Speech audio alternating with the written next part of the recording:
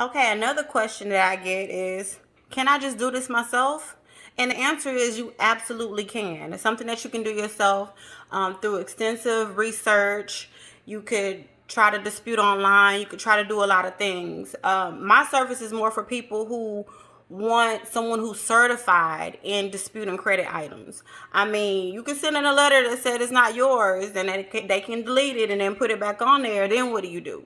I've got my certification for credit repair. I know exactly what to send, exactly how to dispute items off the credit report to get results, which will result in my client getting negative, derogatory, inaccurate items deleted off their credit. So yes, you can most definitely do it yourself. You can do the research, but if you want someone else to stay on their neck, I mean, this is something you have to be diligent about. You have to send letter after letter after letter, and you have to know what to state in these letters, what the